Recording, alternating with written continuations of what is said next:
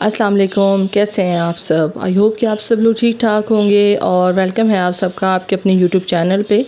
आज की जो वीडियो है उसके अंदर मैं आप लोगों के साथ एक बहुत खूबसूरत परमानेंट फ्लावरिंग वाइन जो है वो शेयर कर रही हूँ और आप इसको किस तरीके से लगा सकते हैं, इसकी केयर टिप्स और आगे आने वाले मौसम में आप इसको किस तरीके से लेके चलेंगे और साथ साथ इसकी खूबसूरत फ्लावर्स भी मैं आज की वीडियो में आप लोगों के साथ शेयर कर रही हूँ।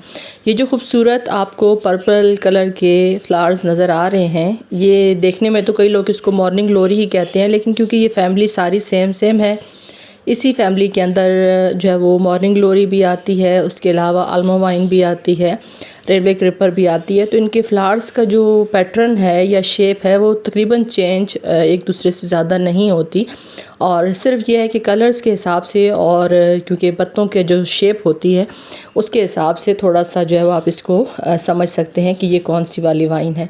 आमतौर पे जो मॉर्निंग ग्लोरी होती है उसके जो पत्ते होते हैं वो हार्ट शेप में ज़्यादा जो वेराइटीज़ हैं वो होती हैं। एक दो वेराइटीज़ उसमें मेरे पास एक परमानेंट मॉर्निंग ग्लोरी भी है, उसके पत्तों में थोड़ा सा कट होता है और कुछ वेराइटीज़ ऐसी हैं जिनके अंदर जो है वो हल्का सा कट होता है, बाकी ज़्यादा जो है वो मॉर्निंग ग्लोरी हार्ट शेप में होती हैं। जबकि जो मॉर्निंग ग्लोरी और आल्मो वाइन और रेलवे क्रिपर, तो आल्मो वाइन और रेलवे क्रिपर में जो है वो उनके पत्तों का थोड़ा सा जो पैटर्न है वो तो सेम ही है, लेकिन उनके अंदर पत्तों की गैप जो है या थोड़ा सा पत्तों का जो साइज़ है वो इन दोनों को डिफरेंट बनाता है। मैंने अपने एक प्रीवियस चैनल पे भी आल्मो वाइन के हवाले से वीडियो शेयर की हुई है। आप माय ओन गार्डन के ऊपर आल्मो वाइन के हवाले से मेरी जो वीडियो है वो देख सकते हैं, उससे आपको आइडिया हो जाएगा कि जो आल्मो वाइन है वो और रेलवे क्रिपर में क्या फ़र्क है। या रेलवे क्रिपर जो है वो और आल्मो वाइन जो है ये दोनों जो हैं ये परमानेंट हैं, यानी सर्दियों में इनके पत्ते वगैरह झड़ जाते हैं, ऐसे लगता है कि ये वाइन बिल्कुल ख़त्म हो गई है, ड्राई हो गई है। लेकिन अल्लाह की कुदरत है कि जैसे ही फरवरी मार्च दोबारा से स्टार्ट होता है तो इनकी उन्हीं ड्राई स्टेम्स के अंदर से न्यू शूट्स निकलना स्टार्ट हो जाती हैं। और अगर एक दफ़ा आप इसको लगाएंगे, नर्सरी से लेके आएँ, कहीं से कटिंग से, रेलवे क्रिपर तो बहुत आसानी से कटिंग से भी लग जाती है और इसको आप सीड से भी लगा सकते हैं। मैंने ये जो प्लांट अपने तैयार किए हैं ये मैंने सीड से तैयार किए हैं और मेरी फ्रेंड के पास इनके सीड्स थे तो मैं उनसे लेके आई थी और इसके सीड भी बहुत खूबसूरत होते हैं। थोड़ा सा इनकी जो सीड्स हैं उनके ऊपर हल्का सा रुआ रुआ सा होता है और इसका जो प्लांट आप लगाते हैं ये कम से कम मैच्योर होने में 6 से 7 साल जब लग जाएं तो उसके बाद इसके ऊपर फ्लावरिंग होती है।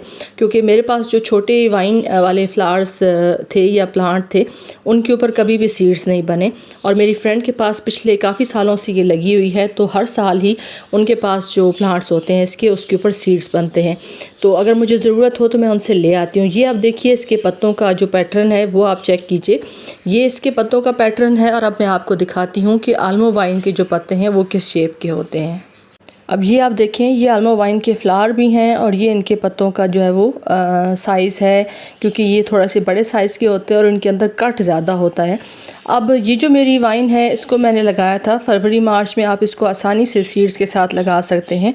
और साथ साथ जो एक बेहतरीन चीज़ है वो ये है कि आप इसी प्लांट को पॉट लेने से भी तैयार कर सकते हैं और इसी प्लांट को जब ये थोड़ा सा मैच्योर हो जाए, इसकी जो स्टेम्स हैं वो थोड़ी सी मोटी हो जाए, अच्छी हेल्दी स्टेम्स हो जाए, तो आप इसको कटिंग से भी लगा सकते हैं। अब यहाँ पे आप देखिए माशाल्लाह से इसके ऊपर मेरी जो है वो फ्लावरिंग बर्ड्स आई हुई हैं। वैसे तो ये समर में ज़्यादा फ्लावरिंग करता है, लेकिन हमारे यहाँ मौसम के हिसाब से इन दिनों में ख़ास तौर पे इसके ऊपर जो है वो फ्लावरिंग स्टार्ट हुई है।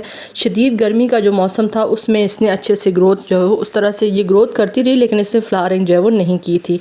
अब ये है कि अगर आप इसको पॉट के अंदर लगाते हैं तो एक चीज़ याद रखिए कि इसको बड़े साइज़ का पॉट आप ऑफ़र करें, छोटे पॉट के अंदर ये अच्छे से ग्रोथ नहीं करेगा। अगर आपके पास कोई वेस्ट मटेरियल है, पेंट की कोई बड़े साइज़ की बकेट है या कोई वेस्ट ड्रम है, आप उसके अंदर लगा सकते हैं, क्योंकि ये ग्रो करने वाली एक फ्लावरिंग वाइन है, तो इसलिए इसको अच्छी रिच मिट्टी जो है उसके अंदर लगाएं तो आपको अच्छा रिस्पांस मिलेगा, अच्छी ग्रोथ होगी। अगर आपके पास ज़मीन है तो आप ज़मीन के अंदर इसको लगाएंगे तो ये इतनी तेज़ी से फैलती है, इतनी जल्दी ये कवर करती है आपका जो ग्राउंड का एरिया है कि ये पहली, दूसरी, तीसरी फ्लोर तक भी ये आसानी से ग्रो हो जाती है।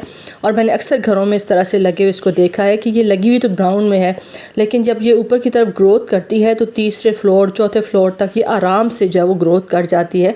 और उतनी ही ज़्यादा, क्योंकि ज़मीन में लगी होती है, न्यूट्रिएंट्स इसको अच्छे से मिल रहे होते हैं, किसी किस्म का कोई इसको प्रॉब्लम नहीं होता। ज़मीन में खुली जगह होने की वजह से इसकी रूट्स जितनी ज़्यादा अच्छे से डेवलप होंगी उतना ही ज़्यादा ये अच्छे से ग्रोथ करेगी।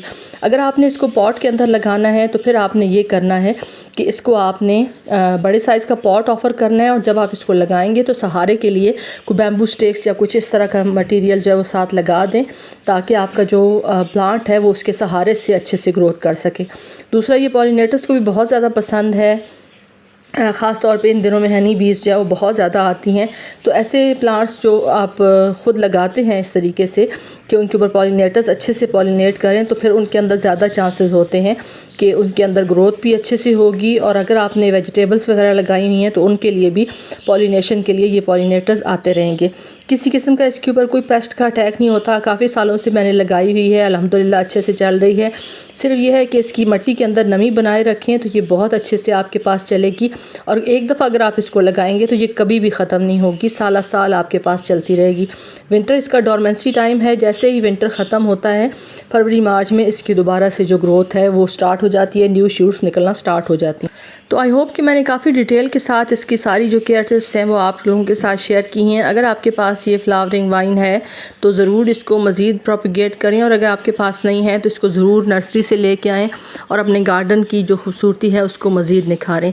वीडियो आज की अगर आपको मेरी इन्फॉर्मेटिव और अच्छी लगे तो वीडियो को लाइक कर दें। चैनल पर आप लोगों की सपोर्ट की बहुत ज़्यादा ज़रूरत है। मेरे इस न्यू चैनल को ज़्यादा से ज़्यादा शेयर भी करें, वीडियोज़ को लाइक करें और सब्सक्राइब भी करें चैनल को। आप सबकी वीडियो देखने का बहुत बहुत शुक्रिया। अपना ढेर सारा ख्याल रखिएगा, मुझे दुआ में याद रखिएगा। अल्लाह हाफ़िज़।